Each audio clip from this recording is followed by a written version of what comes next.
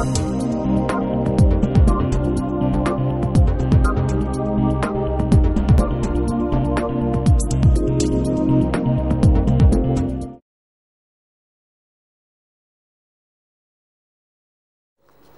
victoire de la subjectivité sur la nature était célébrée par les vers suivants dans l'opéra, des vers donc de Kručonik.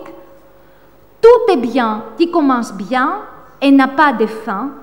Le monde périra, mais nous n'aurons pas de fin. Cependant, pour tous ces artistes qui avaient choisi de choquer et d'agresser le public, il s'agissait au fond de lui faire du bien. Car la peinture d'avant-guerre faisait surtout le bien par le mal. Et ce fut là, sans doute, ce qu'elle avait de plus proprement apocalyptique. Dans la peinture de Kandinsky, il n'y a pas de bataille qui n'a pas la paix à son horizon, pas de tragique sans sérénité, pas de poison sans antidote.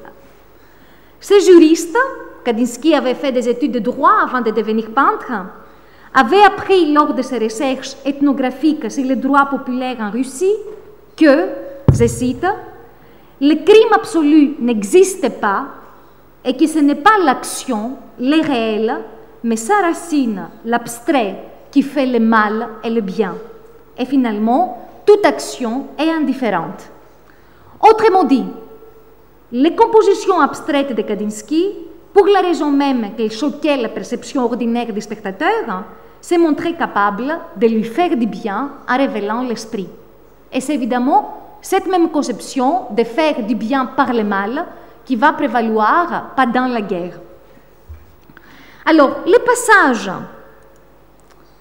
des symboles de la fin des temps à la forme finale avait été remarquablement expliqué par un philosophe russe, Nicolas Berdaïev, dans son texte « La crise de l'art » de 1917. Si Berdaïev jouait avec l'ambivalence sémantique du terme « crise », « crisis » en grec, incluant à la fois le sens du jugement, la crise, donc le jugement dernier, et l'état certain propre aux tensions, aux conflits, c'était parce que pour lui, le jugement avait frappé le corps de l'art bien avant de faire éruption avec la guerre au sein de l'histoire. Berdaïev comparait l'approche symboliste au thème apocalyptique à celle des avant-gardes. Aux artistes symbolistes tels Kurionis, dont on voit ici un tableau, sonate, Ivanov ou Scriabine, le compositeur, qui avaient une approche additive de l'apocalypse, consistant à ajouter l'esprit, les symboles sur la matière, au risque de l'opprimer et de la suffoquer, Berdaïev opposait les peintures cubistes, futuristes ou suprématistes qui opéraient par soustraction. La fin du temps est exprimée chez ces dernières, les futuristes, etc., ou chez Picasso, comme l'enlèvement de la peau ou de l'enveloppe des choses, comme leur désincarnation. Berdaïev écrivait son texte en 1917. Comme tant d'autres, il reconnaissait dans la guerre la réalisation historique des tableaux. À l'instar des artistes qui dissociaient l'extérieur et l'intérieur, l'organique et l'abstrait, Berdaïev voyait dans la guerre industrielle l'enveloppe d'une guerre spirituelle. Et comme cela s'est passé avant la guerre dans les tableaux de Picasso ou des futuristes, où la figure humaine était soumise à une dématérialisation croissante, selon Berdaïev, l'homme perdait pendant cette guerre son enveloppe culturelle pour atteindre ce noyau que Berdaïev appelait sa barbarie. Donc, si je montre ce tableau, la dryade de Picasso, c'est parce que justement, selon Berdaïev, la barbarie de la guerre a été pressentie par toutes ces figures de Picasso, par ces assimilations de la figure organique au paysage minéral ou à la jungle préhistorique. La question qu'il se posait donc au Berdaïev était de savoir si cette barbarie s'avérerait après la guerre un début ou une fin. Autrement dit, est-ce que la guerre inaugurait une post-histoire ou une deuxième préhistoire? Pour arriver donc à la guerre, quand la guerre éclata en août 1914, elle s'est pliée comme un gant à l'imaginaire apocalyptique des artistes. Bien qu'ils n'avaient pas tous célébré le commencement des violences, ils s'accordaient dans leur majorité à identifier dans la guerre ces douleurs messianiques, ces douleurs d'enfantement que les tourments apocalyptiques avaient été pour les anciens rabbins. Caillois avait expliqué le mythe de la délivrance comme l'un des aspects de la sacralisation de la guerre à partir de la deuxième moitié du XIXe siècle. Nous pourrions ajouter ici que cette capacité génératrice de la guerre était précisément un résultat de la conception préalable de la guerre en tant qu'apocalypse. Les affres de la guerre, transfigurées en douleur d'enfantement, ne devenaient pas simplement tolérables, mais souvent aussi souhaitables. En nous appuyant sur cette graduation du tolérable au souhaitable, nous pouvons proposer une distinction des différentes réactions mystiques des artistes à la guerre. Nous pourrions ainsi préciser que certains artistes, tels Kandinsky ou les expressionnistes activistes, rejetaient la guerre en elle-même, mais ne pouvaient pas s'empêcher de voir en elle une médiation, un passage du passé critique au futur accompli. Mais d'autres encore, comme Marx ou les futuristes, ont célébré la guerre comme un moment inévitable et nécessaire dont les effets purificatoires n'avaient pas d'équivalent. De sorte que le mysticisme de la guerre avait ses disciples modérés et ses disciples radicaux, les disciples du malgré et ceux du parce que. Kandinsky et Rubiner, qui abhorraient en toute sincérité la violence, rejetaient la guerre car ils la jugeaient de près, mais ils se réjouissaient par avance, une fois la guerre finie, de l'irruption des jours meilleurs que ceux donnés par la paix antérieure. C'était donc finalement, et une fois de plus, une question de perspective. Ainsi, un Marx qui lui écrivait « Je vis dans cette guerre. J'y vois même le passage horrible mais salutaire menant à notre but. Elle ne va pas faire prendre du retard à l'humanité. Elle va purifier l'Europe, la rendre prête. » Kandinsky répondait « Je croyais que pour bâtir l'avenir, il fallait nettoyer la place d'une autre manière. Le prix de ce monde de nettoyage est épouvantable. » En dépit de ses propos sur les droits coutumiers de son pays, tous les actes n'étaient donc pas différents pour Kandinsky. Mais il n'en est pas moins vrai que ce qui continuait à compter toujours plus à ses yeux en était la racine des actes. Bien sûr, la racine pour cet homme moderne n'était plus une source remontant dans le passé, mais la prédétermination du sens interne de l'histoire qui devait se réaliser dans le futur.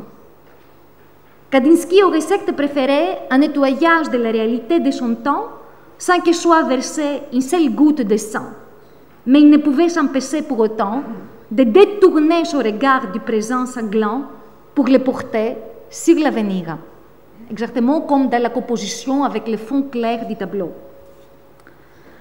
Le principe antilogique restait donc toujours valide. Plus effrayant était le sacrifice de la guerre pour les peintres expressionnistes, mieux fondés lui semblaient les espoirs du rachat. Le bonheur cessera, écrivait-il à Clé, quand cette effrayante époque sera passée. Que viendra-t-il après? Un grand déchaînement, je crois, des forces les plus pures, qui mènera aussi à la fraternisation. Également donc, un grand épanouissement de l'art, qui maintenant doit rester caché dans des coins obscurs. Fin de citation. Dans ces grands traits, l'interprétation de la guerre par les intellectuels et les artistes gravitant autour des actions ne différait pas de celle de Kandinsky. On refusait de servir la patrie en tant que soldat. On faisait la guerre à la guerre par ses écrits.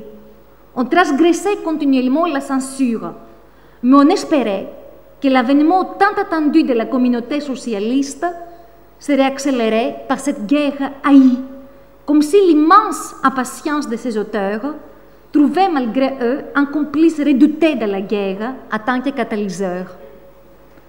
Aux yeux des socialistes antimatérialistes de Diaction, comme à ceux de Kandinsky, la guerre constituait donc une douleur messianique, acte de l'antéchrist, le capital, le nationalisme, etc. Elle devenait par là même l'annonce du royaume paisible de Milan. Il n'est pas moins vrai que ces intellectuels et artistes étaient impatients de jouer le rôle de guide, de sorte que l'anticipation du monde nouveau venait conforter leurs projets. Ainsi, l'idée d'une avant-garde intellectuelle pacifiste, opposée à l'avant-garde militaire, était-elle très présente dans Diaction et les revues qui lui furent apparentées pendant la guerre. Franz Marc a blâmé son ancien complice Kandinsky pour le perspectivisme de sa réaction à la guerre. À sa posture de filtrage, de la médiation, il opposait sa propre participation entière et immédiate. Mais est-ce que Franz Marc pouvait-il vivre pour autant dans cette guerre, comme il affirmait? L'immédiateté de la guerre était tout autre que celle qu'il présentait dans ses dessins du front et dans ses écrits. Vivant bien plutôt sa propre guerre, Franz Marc profitait sans doute de son expérience préalable de peintre expressionniste. Je cite Franz Marc. Dès le premier instant de la guerre, l'ensemble de mes réflexions s'était concentré sur la tentative d'isoler du vacarme de Ferland l'esprit de ces moments. Je me bouchais les oreilles et cherchais à voir par derrière les fantômes de la guerre. Les penseurs fuient le visage des choses puisqu'elles ne sont jamais ce qu'elles paraissent être. Fin de citation. Si la guerre ne faisait pas de Marc un naturaliste, c'est parce qu'il parvenait à se détacher des événements et des actions qui la composaient concrètement, à faire abstraction de ses motifs matérialistes pour vivre en empathie avec son sens caché. Détaché de l'histoire impressionniste, événementielle ou matérialiste, le peintre expressionniste pouvait vivre en pleine empathie avec sa propre philosophie de l'histoire et sa propre religion. Passablement dématérialisée grâce à la technique, la guerre permettait à Marc de traverser ses apparences et se laisser transfigurer. Je cite Marc, « En tout cas, la guerre ne fait pas de moi un naturaliste, au contraire, je sens l'esprit qui plane si fortement au-dessus des batailles, l'esprit omniprésent derrière chaque balle tirée, que le réel, le matériel disparaît tout à fait. Les batailles, les blessures, tous les mouvements produisent un tel effet de mysticisme, d'irréalité, comme s'ils signifiaient tout autre chose que ce que disent leurs noms. » Ainsi, le peintre reconnaissait l'anticipation de la guerre dans son Destin d'animaux de 1913. De même, sa perception irréelle ou abstraite de la guerre était saisie dans ses dessins du front. Ces deux dessins appelés Streit, conflit, celui-ci et celui-ci, ainsi qu'un troisième intitulé Zaubricher Moment, donc moment magique, tous des compositions centrifuges, exprimaient cette transfiguration ou sublimation de l'explosion matérielle, transformée en l'éclatement extatique du monde des apparences. Toute lecture mystique de la guerre fonctionne comme une parabole chrétienne. Elle présuppose la dissociation entre l'apparence et l'essence, entre le dit et le sens. Jan Patočka faisait la part entre ce qu'il appelait le mobile diurne de la guerre et l'expérience sublime qu'elle offrait à ceux qui savaient accéder à son sens métaphysique. S'appuyant sur les récits mystiques dans Ernest Junger ou dans Teilhard de Chardin, Patočka affirmait. Les mobiles diurnes qui ont suscité la volonté de guerre se consument dans les brasiers du front, dès lors que l'expérience du front s'avère assez profonde pour ne pas succomber à nouveau aux forces du jour. Toute quotidienneté, toute image de la vie à venir pâlit face à ces sommets nus sur lesquels l'homme s'est maintenant placé. Fin de citation. Franz Marc ne faisait pas de description de bataille dans ses lettres. Son monde intérieur avait remplacé bel et bien la réalité partagée avec ses semblables. Il y importait très peu de savoir quel était le sentiment que la réalité partagée suscitait à ses camarades, car, un bon idéaliste, il était convaincu que les hommes exécutaient les volontés de l'histoire telles des automates. Seul éveillé au milieu des somnabules, l'artiste lucide qu'était Franz Marc voyait ainsi dans la guerre tantôt le tribunal de l'histoire et tantôt une opération chirurgicale nécessaire. Dans les deux cas, il s'agissait de couper de manière radicale le temps et avec lui les idées, les actes nuisibles ou superflus qu'il comportait. Depuis Schiller et Hegel, la métaphore du tribunal, qui sécularisait le jugement dernier, était bien ancrée dans la pensée occidentale. Jugeant selon le sens caché de la guerre, le tribunal de Franz Marc trouvait désormais que les batailles acharnées qu'il avait menées avec ses amis avant la guerre étaient prématurées, volontaristes, subjectives. Rejetant toute manifestation décalée, qu'elle soit d'avant-garde ou d'arrière-garde, Franz Marc pouvait rêver qu'après la guerre, peuple et artistes deviendraient enfin synchrones. Quand la guerre devenait chirurgienne, elle était censée couper les membres malades de l'Europe qui ne correspondaient pas forcément aux entités circonscrites par les frontières géographiques, même s'il est incontestable que Franz Marc reconnaissait une vigueur spirituelle singulière à l'Allemagne, son propre pays. Mais la guerre avait en outre, comme cela est souvent le cas, des traits magiques. En magicienne, la guerre exorcisait les excès par les excès. La prodigalité de la destruction, la dépense sacrificielle, évoquée souvent par Marc dans ses écrits, n'était pas seulement symétrique à l'accumulation civilisationnelle qu'il avait combattue avec ardeur, mais elle touchait aussi mystérieusement au cœur même de la nature secrète. Je cite Marc, la nature ne fait pas de calcul d'épicier. Autrement dit, la générosité sacrificielle allait à l'encontre de l'exploitation utilitariste de la nature, de même qu'elle allait à l'encontre de l'esprit étriqué et mesquin de la bourgeoisie. Franz Marc avait investi en somme toutes ses ressources d'empathie sur la guerre abstraite, au point que son décalage temporel, sa non-contemporanéité avec ses contemporains, pour parler avec Ernest Bloch, se rétrécissait de plus en plus jusqu'à s'absorber complètement. Quand Franz Marc était au front, le futur prenait tout simplement la place du présent. Et ce présent s'était si détaché, si affranchi des contradictions et des tensions de la vie, qu'il en parlait comme d'une intemporalité indienne. L'empathie des futuristes avec la guerre fut tout autre. Au lieu de filtrer et de traverser les apparences, les futuristes ont insisté sur le caractère spontané, indissociablement spirituel et physiologique de l'expérience du front. Ils ont toujours été opposés à l'intellectualisme, qu'ils considéraient du reste comme étant allemand. En art, ils pensaient que l'ébranlement de l'esprit ne pouvait être atteint que par l'intermédiaire de l'ébranlement du corps. En politique, Marinetti ou Cara critiquaient l'intellectualisme du socialisme, internationalisme et pacifiste, auquel il opposait bien sûr l'action improvisée, spontanée et énergique des masses nationales. Ces deux conceptions de l'art et de la révolution ont convergé tout naturellement au sein de la guerre. Les futuristes sont allés au-delà de l'assertion artistique courante à la modernité, selon laquelle les artistes annoncent guerre et révolution. Marinetti présentait ainsi son propre chiasme de métaphore entre art et politique. Si le futurisme correspondait à la militarisation des artistes novateurs, la guerre ressemblait inversement à du futurisme intensifié.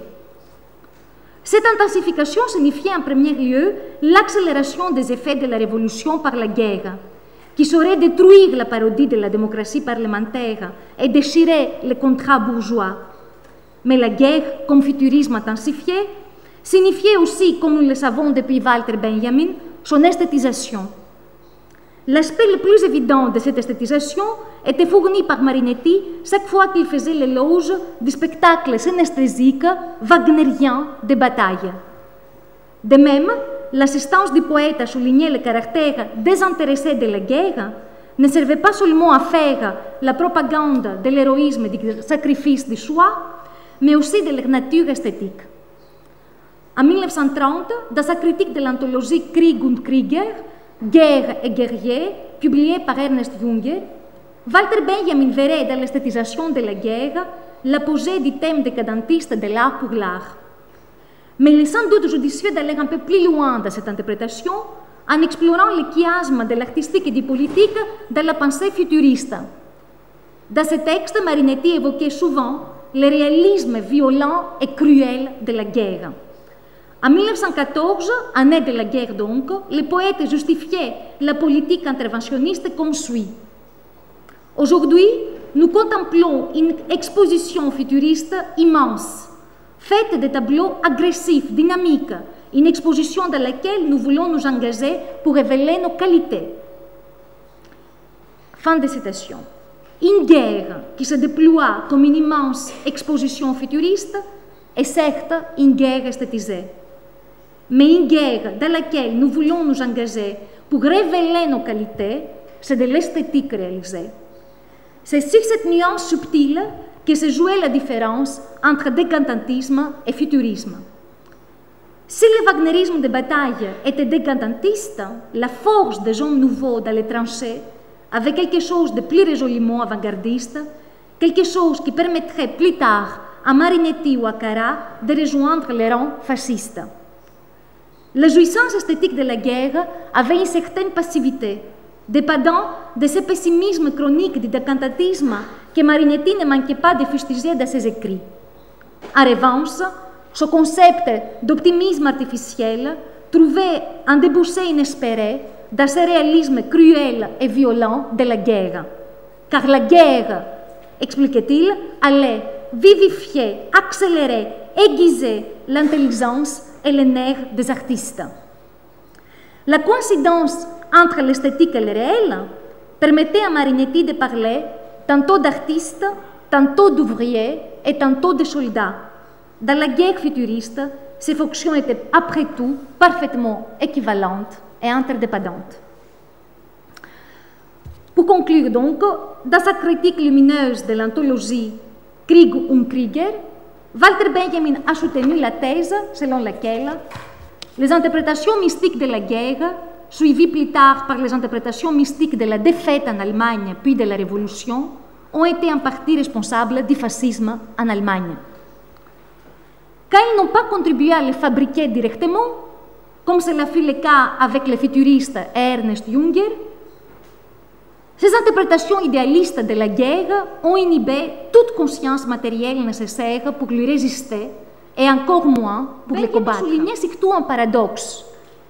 Le Front-Erlebnis, donc l'expérience vécue du front, célébrée précisément pour son caractère radical et baptismal, était présenté systématiquement par ses défenseurs de manière abstraite, insaisissable, creuse, oscillant entre l'hyperbole et le néant.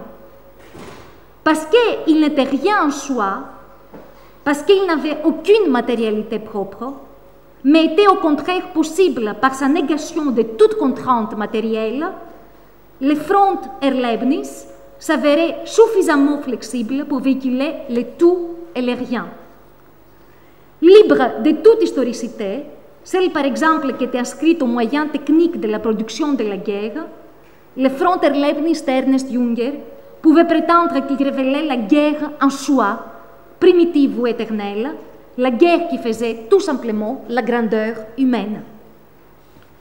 Après la défaite de l'Allemagne à la Grande Guerre et l'éclatement des violences sociales, les expressionnistes qui étaient prêts à mettre en question leur idéalisme ne furent pas si nombreux.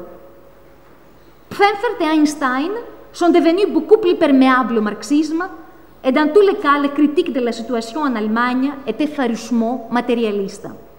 Cependant, la majorité des expressionnistes a eu une réaction que personne, à ma connaissance, n'a décrit mieux que Walter Benjamin dans son essai de 1930 sur le fascisme.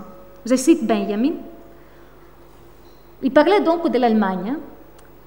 D'autres peuples pourraient dire qu'ils ont fait cette guerre de tout leur être, mais pas qu'ils l'ont perdue de tout leur être. C'est justement la défaite qui est revendiquée comme une qualité allemande. Il s'agissait tout d'abord, par un aveu de la culpabilité hystériquement étendue à l'humanité entière, de pervertir la défaite à une victoire intérieure. Fin de citation. Les utopies architecturales censées opérer la paix universelle, les appels chrétiens à l'amour, le premier Bauhaus fustigeant la division du travail et les effets démoniaques du machinisme. Autant de réactions qui ne faisaient que renverser la dynamique de la défaite allemande. Si l'Allemagne avait gagné la guerre, les artistes auraient eu sans doute une autre réaction vis-à-vis de la machine et de l'industrie. Une réaction similaire sans doute au triomphalisme de Le Corbusier et des enfants dans leurs textes après le cubisme. Ainsi, au lieu de s'exercer la responsabilité de la guerre en Allemagne, dans ses structures institutionnelles, économiques et politiques, ces idéalistes ont décrété une fois de plus que le seul responsable en était le matérialisme. Or, précisément, ce matérialisme était universel et il n'était pas uniquement allemand. Mieux encore, tous ces artistes et architectes concevaient le plus noble projet pour la nation allemande. Actualisant le principe chrétien selon lequel le dernier deviendra le premier, les expressionnistes ont formulé souvent l'idée selon laquelle l'Allemagne, matériellement pauvre et humiliée, était destinée à devenir spirituellement riche et fière. La paix universelle passerait donc par l'Allemagne. Il y avait du sublime dans cette conception. La même attitude idéaliste fut réservée à la révolution spartakiste. Une fois de plus, ce ne furent ni la lutte des classes, ni celle des partis qui ont intéressé les expressionnistes. Quand ils étaient touchés par le meurtre des personnes de gauche par l'extrême droite, avec l'aval de la social-démocratie, ce fut dans la mesure où ils pouvaient laisser libre cours à leurs sentiments chrétiens.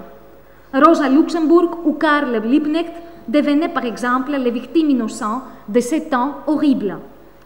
À la révolution politique qu'ils trouvaient trop ancrée dans les inconvénients et les insuffisances de la matière, ils ont opposé une fois de plus les révolutions spirituelles. Tandis que les violences et les conflits se vissaient à l'extérieur, les expressionnistes, tels Walter Gropius ou Bruno Taut, pouvaient imaginer des cathédrales mystiques. Leur intemporalité protégerait la communauté fantasmatique des conflits du temps historique.